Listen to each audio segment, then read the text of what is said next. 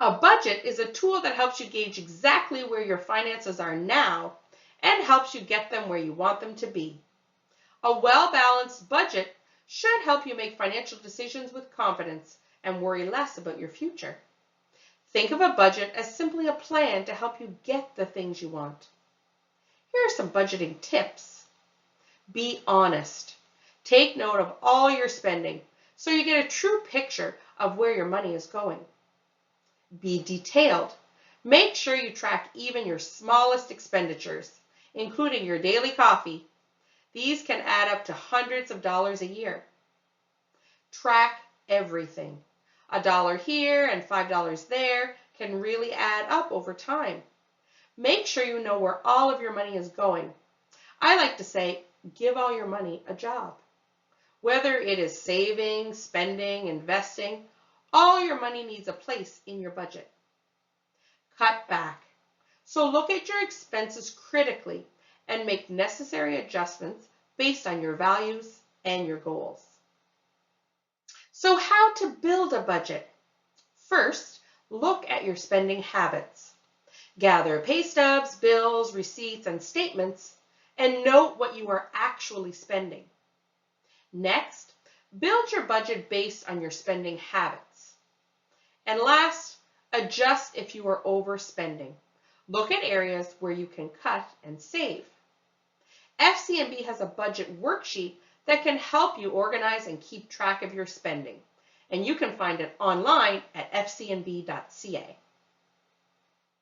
So let's talk about fixed costs. These are things like rent, a mortgage, property taxes, etc. Fixed costs are not flexible. They can occur every week, month, or every year, for example.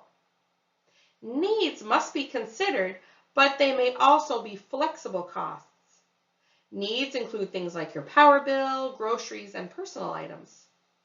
Next, we consider wants.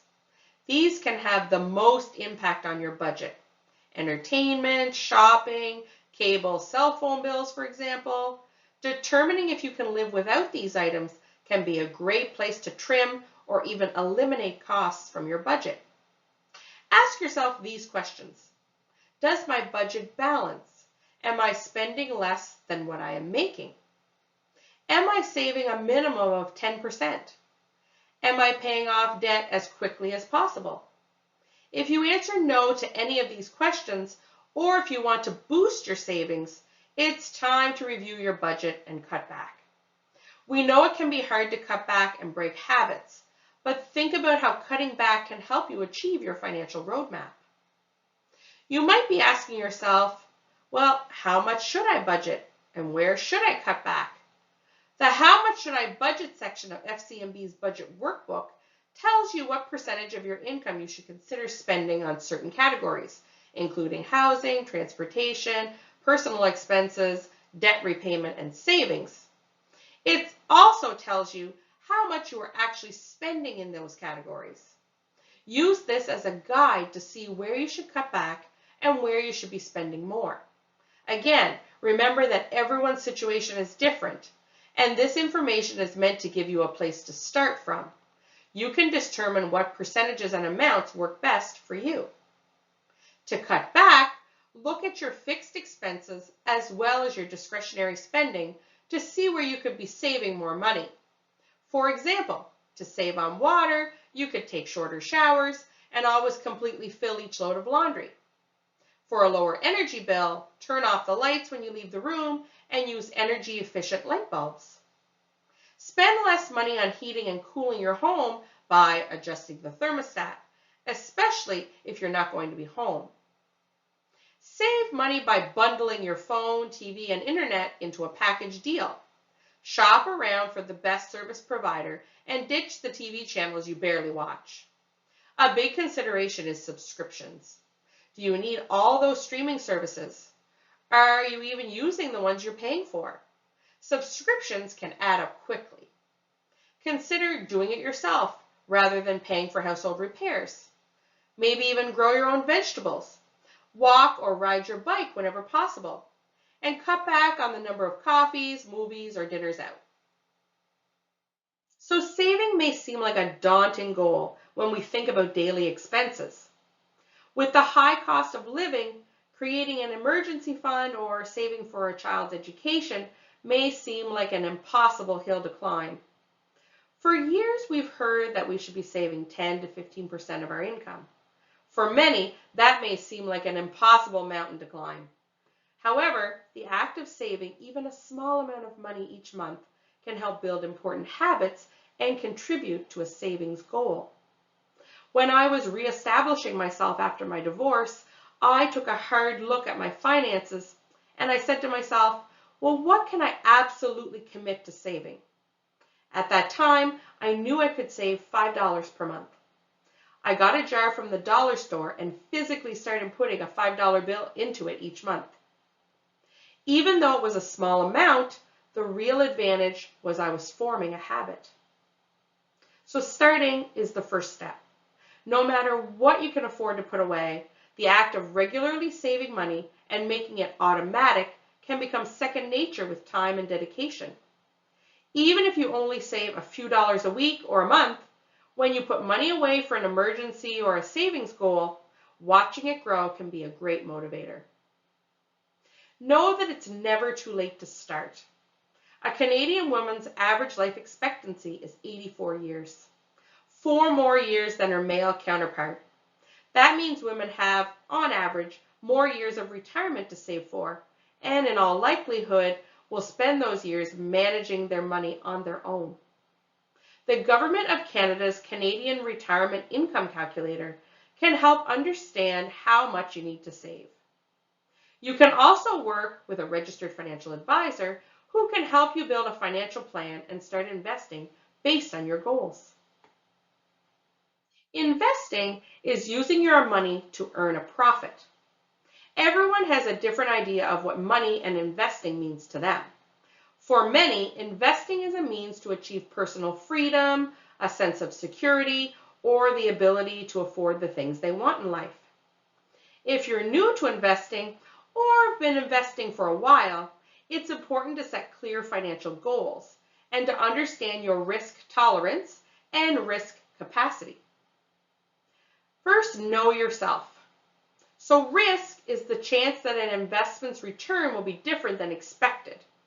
Risk includes the possibility of losing some or all of the original investment and the possibility that returns will be higher than expected or lower. Risk tolerance is an important factor in the planning process. In investing, the higher the potential return, the higher the risks. So, if you want higher returns, you have to be prepared to accept the risks that go along with them. Your ability to take on risk is key to finding out what investment products may work for you.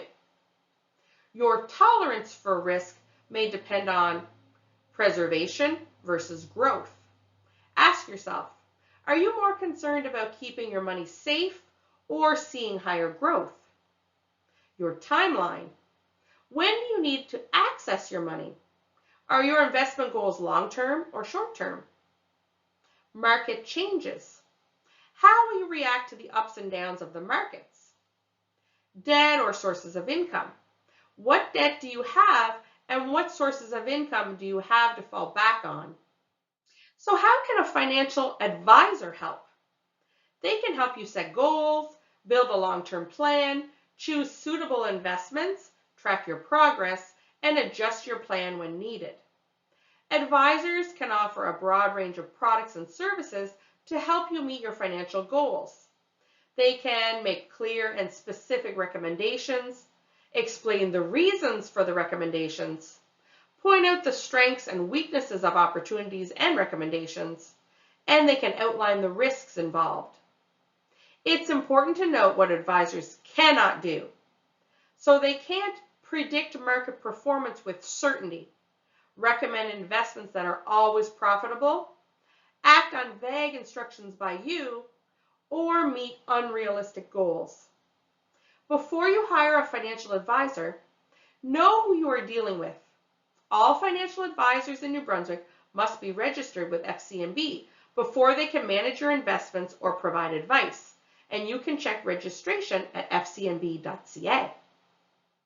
Last, but certainly not least, talking about money with the people you love and who are impacted by the decisions you make is an important factor. If you have a partner, talk with them. Conversation is the key to a healthy relationship. Being open about finances with your partner is the best way to avoid arguments and work together to create a secure and less worrisome future. Use your financial roadmap to get the conversation started. Discuss your financial roadmap with your partner and ask your partner to create one too. Comparing notes will help you to better understand each other's financial motivations. Discuss any debts, financial obligations such as child support, investments, purchases, or savings that you both have, as well as your thoughts and behaviors about managing debt, credit, spending habits, financial decisions, and financial goals. This will help you to understand each other's values. Don't abandon your own personal values. Make decisions based on what's right for you. If you have children, start talking to them early on. Good habits now mean great habits when they're adults. As we mentioned earlier, consider how you speak to your child. Avoid using general terms like some and few. Instead, count with them. Be a role model. Lead by example to encourage your children's money management skills. If you're modeling responsible money management in front of your children, it's likely they will follow suit. I remember as a child, my father encouraging me to save for a Cabbage Patch doll that I really wanted. In the 80s, this doll was extremely popular, and all my friends had one. He said that if I save and earn the money myself, I would appreciate it even more. It took me almost a year to save enough allowance to purchase the doll, but I still have it to this day, and being able to go to the store and buy it with my own money was exciting, and it taught me the value of working towards a goal. Teaching our children about financial goals at a young age can help them develop good saving habits that they can carry into adulthood. Discuss and involve. As soon as they start to show an interest in money, talk to your children about where it comes from, how it's earned, and how to spend it wisely. This can be done while you're at the grocery store, bank, or gas station. Brainstorm with them to find ways to save money around the house, how to reduce energy and water costs, plan budget-friendly meals, or even go through flyers together to find the best deals. Protect. So don't overwhelm your child with money troubles. There are things your children just don't need to be worrying about. Only share financial information that is age appropriate. At FCNB.ca, you can find our Make Account Parents Guide. This guide provides tips and activities to help you engage your children and open the discussion about money. If you have aging parents or loved ones, it's also important as women to understand the financial responsibilities we may need to bear in our future. As we mentioned earlier, many women will likely serve as caregiver to an aging loved one at some point in their lives. In fact, 1 in 4 Canadians play the important role of helping an older loved one. As Canada's population ages, this number will likely increase. In 2018, women accounted for 54% of all Canadian caregivers. Manage expectations. Older adults may turn to their grown children to handle their affairs when they pass away or if they become ill or unable to make financial decisions on their own. It's important to have conversations with loved ones about how they would like their finances handled later in life or in the event of diminishing capacity, long before a loved one needs assistance. And look at everyone's best interests. A non-confrontational way to raise the topic is by turning it into them helping you. If something went wrong, you'd be at a loss to know how to help them. Knowing what their wishes are and that they have a plan for their finances takes the pressure off of you having to make those decisions in times of distress, while letting them know that you have their best wishes and interests at heart. I recently had this conversation with my own parents since I had no idea about their finances or who they bank with or are insured with. We have a great resource called the Record Keeper that can help keep all their pertinent information in one handy location, which can give them and you peace of mind when dealing with your loved one's financial affairs.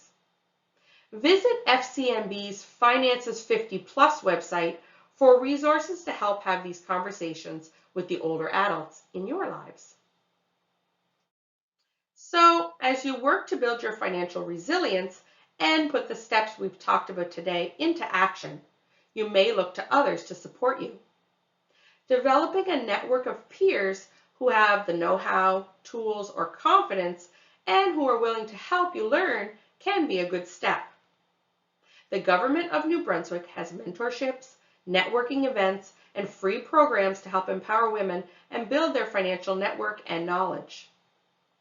If you want more hands-on instruction, consider participating in a financial education class or program.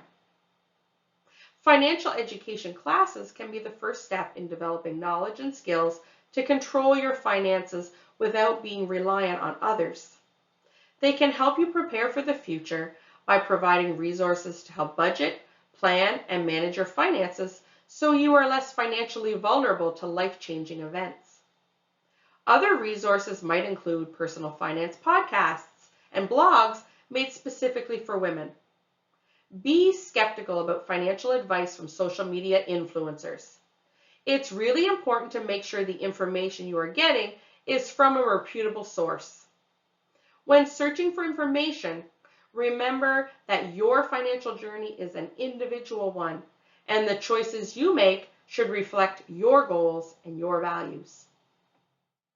We hope this presentation will encourage you to take control of your finances and take steps to build your financial resilience.